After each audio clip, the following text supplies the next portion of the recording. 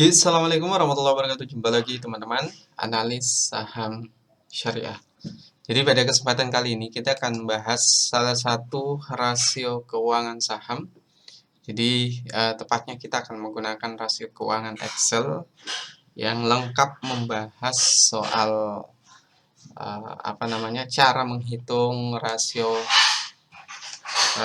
laba operasi. Jadi yang akan kita hitung saat ini adalah simulasi cara menghitung rasio laba operasi atau rasio laba usaha. Jadi teman-teman, ini masih masuk dalam rasio profitabilitas. Jadi bagaimana cara menghitung rasio profitabilitas atau rumus rasio profitabilitas. Soal ROE atau Return on Equity itu sudah kita hitung teman-teman.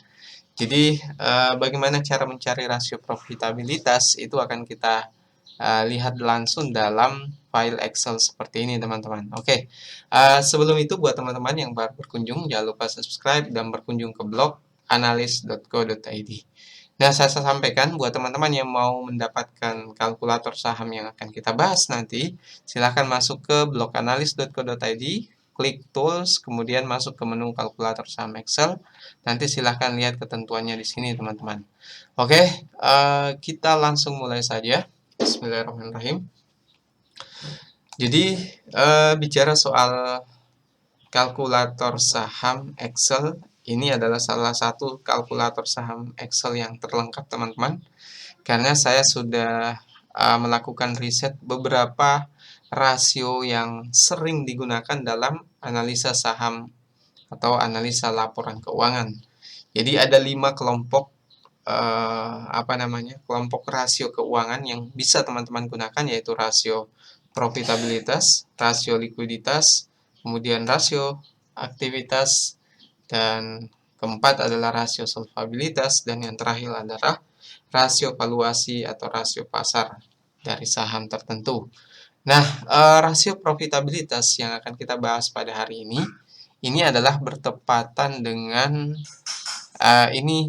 terkait soal rasio laba operasi atau rasio laba usaha. Bahasa Inggrisnya kita sebut dengan operating profit margin ratio atau kita singkat dengan OPM. Nah, di sini sudah ada hasilnya, teman-teman. Saya sampaikan bahwa hasil ini adalah otomatis mengikuti dengan input data yang kita lakukan di bagian kolom dan baris yang tertera di sini. Nah, kita akan mulai. Bagaimana cara menghitung rasio laba operasi? Nanti kita akan jelaskan apa itu rasio laba operasi, indikasinya seperti apa, dan angka yang baik itu seperti apa. Nah, di sini teman-teman, kalau menggunakan kalkulator saham Excel ini tinggal isi data yang ada di sini, maka hasilnya akan otomatis muncul di sini. Jadi ini sudah kita rumus, termasuk di bagian penilaian. Ini rumusnya memang cukup agak rumit karena menggunakan rumus if atau pengandaian. Jadi untuk bisa tahu ini teman-teman mungkin agak rumit untuk memahami rumus ini, sehingga saya sarankan untuk langsung saja miliki kalkulator sahamnya, jadi tanpa harus membuat rumus serumit ini. Jadi penilaian ini relatif, ada yang bisa kita tahu itu baik atau tidak tergantung dengan data hasil analisa berapa rata-rata angka OPM atau rasio laba operasi yang baik. Nah, kita langsung mulai menghitung teman-teman. Jadi rasio laba operasi pada kali ini kita menggunakan laporan keuangan PT Bukit Asam. Jadi di sini sudah tertera rumusnya sama dengan kolom I baris 37 dibagi kolom I baris 29. Kita lihat. Jadi rasio laba operasi rumusnya adalah I37, yaitu kolom I baris 37 itu ada di sini, yaitu laba operasi atau laba usaha. Operating income atau bisa juga EBIT itu adalah di sini angkanya 2 juta, tapi pembulatan yang digunakan adalah jutaan. Nanti kita akan terangkan langsung dari laporan keuangannya.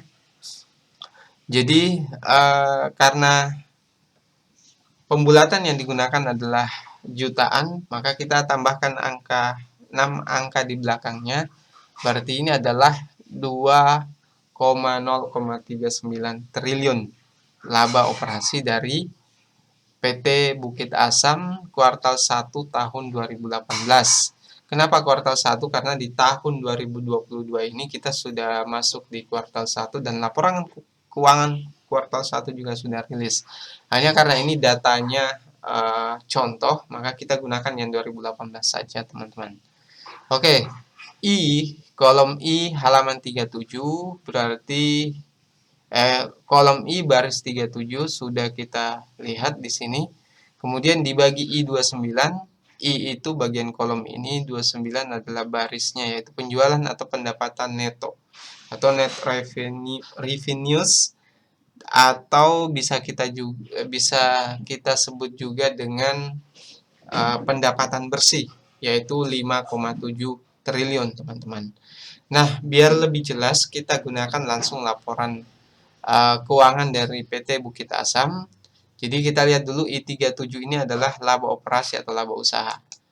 Nah, untuk mendapatkan laba operasi atau laba usaha, teman-teman masuk di laporan laba rugi dan penghasilan. Jadi laba usaha itu adalah 2,039973 atau 2 juta, sekian dalam angka pembulatannya, tapi dalam angka yang sebenarnya, karena ini disampaikan bahwa disajikan dalam jutaan rupiah, kecuali dinyatakan lain, itu artinya bahwa untuk membaca nilai penuh dari laba usaha ini, maka tambahkan 6 angka di belakangnya, 6 0 di belakangnya, berarti 2,039 triliun laba usaha dari PT Bukit Asam untuk kuartal 1 2018. Nah, selanjutnya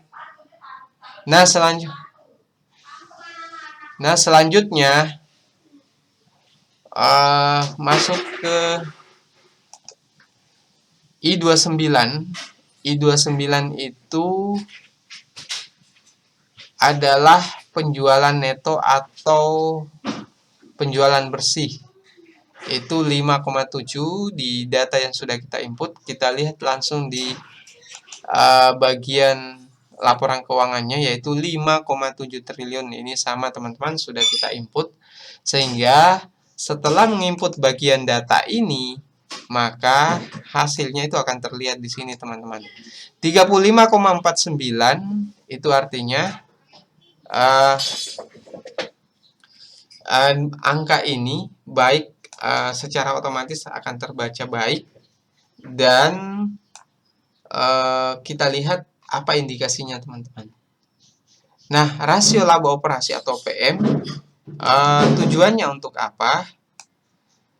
Tujuannya adalah untuk mengukur kemampuan perusahaan dalam menghasilkan laba operasi usaha dari penjualan bersihnya tanpa pengaruh investasi.